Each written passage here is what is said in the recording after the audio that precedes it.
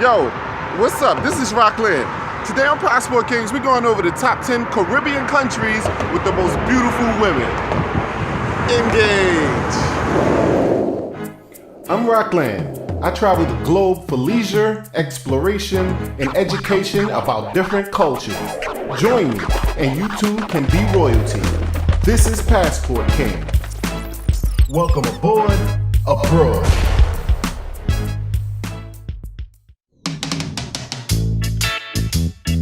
One excellent thing I learned about the Caribbean is it's easily reachable by a cruise ship. There's pretty much a cruise ship traveling to these countries every week. Check out the Passport Kings cruise page to take one of these cruises for more than just seeing beautiful women, but for beautiful environments, excursions, and adventures. I look forward to reading your comments and your very own list. Leave it below. If there's one thing I learned by traveling, it's that people are different. I understand people have different opinions, and it's okay. No need to argue, so put your pitchforks away. Being sun-kissed by the excellent weather and diverse history has created some of the most beautiful women on earth.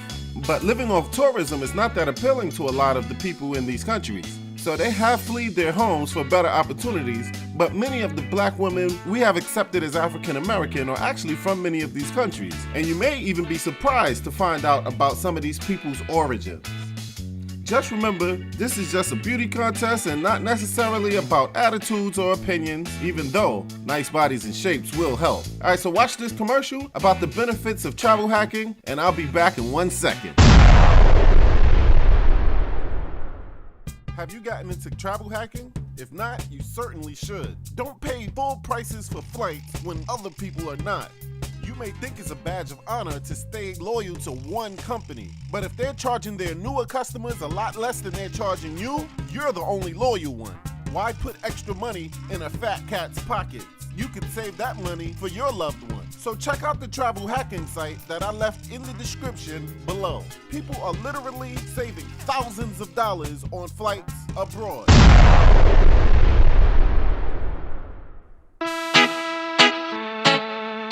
Number 10, Cuba. Welcome to Cuba. People from the States have been all but off limits to this Caribbean wonderland for decades. Let's thank former President Obama for lifting those awful limitations and letting us travel directly to Cuba once again. Thank God he did, because now we see the beautiful cities and women who seem to have been gotten stuck in the late 50s. But these women are pretty much superstars in the rarity department. Before they were cut off from the States, a lot of the people who were sent there to whiten up the culture had left thanks to their dislike of Castro. The women who were left are amazing to meet, beautiful to look at, and fun to be around. They speak Spanish, Creole, and another native language. And while you're there, go to Havana and check out the awesome doctors you may need now that Obamacare was axed.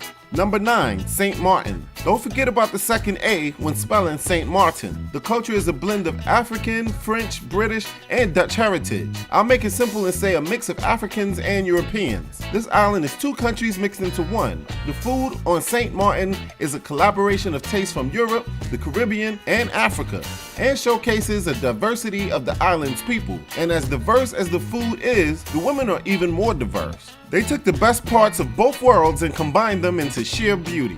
Number 8, Guadeloupe. Guadeloupe has less than 250,000 people who are made up of African, French, European, and East Indian descendants. These women are raised by mostly fishermen, so they love to be on the high seas, and they would love to cook an excellent meal for the right dude. Number 7, the Bahamas. Within this country, a distinction is made between the capital of Nassau on New Providence Island and the out islands of the archipelago. Foreign-born women from the United Kingdom, the United States, Haiti, Canada, and other countries are referred to by their original nationalities regardless of citizenship or assimilation. So don't go jumping to conclusions thinking these girls are so exotic. They may actually be from your part of town. Number 6, the Cayman Islands. The women of the Cayman Islands have been influenced by Afro-Caribbeans of Jamaica, colonists of Great Britain, and more recent immigrants from the United States. Approximately 113 nationalities make up the women of these 3 islands that make up this country. So just like the islands mentioned before, there's a lot of different cultures mixed into one, and it's beautiful.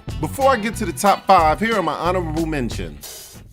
Anguilla, Grenada, Haiti, Aruba, and Puerto Rico. I guess they would be considered my choices of 10 through 15. Number 5, the U.S. Virgin Islands. The U.S. Virgin Islands is a paradise with so much more to offer than the traditional beach vacation. Visitors wishing to immerse themselves in a profound cultural experience can enjoy historical tours, culinary encounters, artisan fairs, parades, storytelling, and other special presentations. The women in the U.S. Virgin Islands are largely made up of Caribbean people whose ancestors were African and Europeans. You will find women from all across the Caribbean living in the Virgin Islands, as well as Americans from the mainland, Europeans, and Hispanics. So check them out and their culture.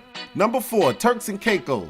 While there are some 40 plus Ks that make up the Turks and Caicos Islands, only 8 of them are inhabited by people. The Turks and Caicos native women are called belongers, or Turks and Caicos Islanders, and are usually descendants from Africa.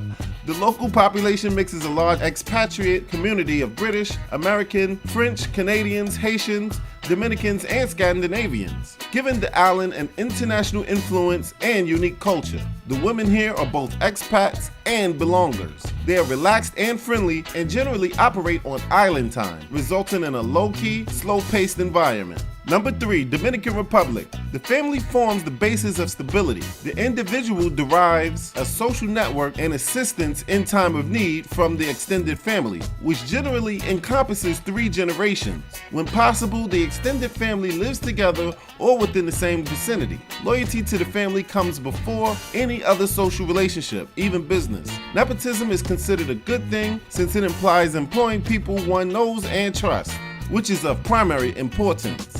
The oldest male in the extended family makes decisions affecting the balance of the family. Dominicans pride themselves on their hospitality. When someone visits, Dominicans go out of their way to make guests feel welcome and comfortable. House guests are treated royally, and Dominicans attempt to cater to their every desire. Not to mention they're beautiful. Number 2, Jamaica. The Jamaican family includes a close-knit web of aunts, uncles, cousins, and grandparents. Families are close and provide emotional and economic support to its members. The families is the most important group a person belongs to, and as such, it is the group with whom a Jamaican woman spends most of her time developing and maintaining cordial relationships. Jamaican women have a healthy distrust of those in authority and prefer to put their faith in those they know well, such as their extended family and close friends, who are treated as if they were family. Being recommended by a friend or relative is the absolute best way to get one of these women interested in you. Have a person who knows the woman of interest and tell them to say good things about you. Number 1, Trinidad and Tobago. Music and festivals are the most dominant means of cultural expression here by these women, but arts are also important to their culture. The Trinidad Carnival is the most well-known cultural festival, and calypso and steel band music are both internationally popular. One of the most unique aspects of the island of Trinidad and Tobago is their unusual ethnic breakdown. While most Caribbean islands are populated in large majority by the descendants of African slaves, Trinidad and Tobago are home of many immigrants from the East Indies who came to the islands as indentured servants after slavery was abolished in the 1800s. This gave the Trinidad and Tobago women a distinctive culture unlike any other islands as these cultures blended. Speaking of Trinidad, we're going on a cruise in 3 months to Trinidad. If you join us, we're all going to use lines on beautiful women and then compare notes when we get back to the ship. And you are invited. Another thing, before anyone screams there's not enough light-skinned or dark-skinned girls in the pictures of this video, my short answer is you are actually a hypocrite. No girl is better or worse than the other because of skin color. People said they were running to the defense of dark-skinned chicks in my last video, or my favorite complaint about my mother being darker than the girls on my video. The truth is, my mother is lighter than almost all the women I ever put on a video. Second, would you tell a light-skinned little girl that she is not cute because she's not as dark as your dark-skinned girl?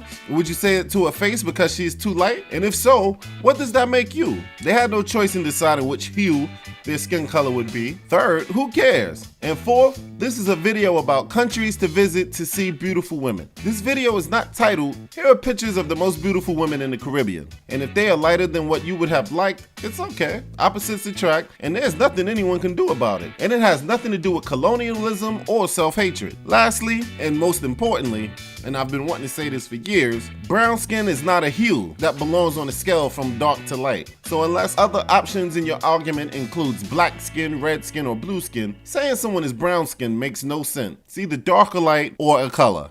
So take my word for it, the Caribbean is filled with beautiful chicks.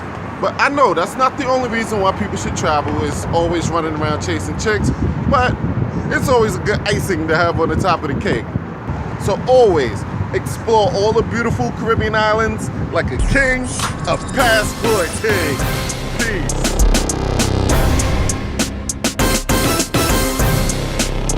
Did you like this episode? Great. Remember to leave comments below. Subscribe and like and share it with your social media. Follow me on Facebook, Twitter, and Instagram. And if you want to make money online or just book a trip, go to www.passportkings.com and pick up our free book while you're there.